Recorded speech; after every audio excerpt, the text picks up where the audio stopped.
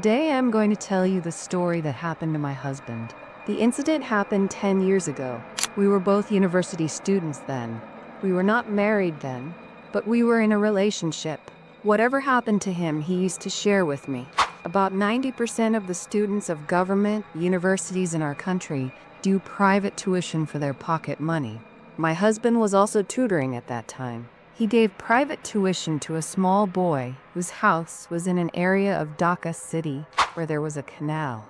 People were constructing buildings by filling various parts of that canal. There was also a crematorium next to the canal. The canal and crematorium area was rumored to be haunted. Many people from that area also shared their ghostly experiences in our various local ghost shows. When my husband started teaching that boy, their house was under construction. One afternoon, when he was teaching the boy said something to him. The boy told him that the land on which their house was being built was a part of the crematorium. As soon as he heard this, my husband started to feel uncomfortable. Since he was a student at that time, he could not go to teach the boy at the same time every day. Some days he would go to teach in the evening, or it would be late at night. He often told me that when he went to teach the boy at night, he would get a strange feeling as soon as he entered the area. In the evening, the area was tranquil. Passing by the canal and entering an alley, there was that boy's house. But there was only one house on that street, and next to it was a big cremation ground. Those boys were 3 brothers and he was the youngest. One day at 10 o'clock at night, my husband went to teach the boy. While entering the main door of the house, my husband met the boy's elder brother, and that man left the house in front of my husband through the door. Then my husband rang the bell and the boy opened the door. My husband was surprised to enter the flat. Entering through the gate was the dining room where he saw the man who had just left the house sitting there and eating dinner. My husband was horrified. He started thinking, what am I looking at? If he is sitting here, then who did I see outside? And one day the boy said to him, yesterday an incident happened in our house. My husband asked, what happened? Then the boy started saying, yesterday night when the guard went up to the 5th floor to close the roof door, he saw that my brother was sitting on the stairs in front of the roof door and swinging his legs. The guard asked him to go downstairs to find his smile and gaze unusually. But my brother says he won't go down and starts laughing loudly. The doorman got scared and came down. Then he took all of us to the roof to see what my brother was doing. We all looked up and saw my brother's eyes unusually large and bright red. He was laughing out loud in a very strange way. We all requested him to go down, but denied it and started behaving so strangely that I started to get scared. It seemed to me he was possessed by something.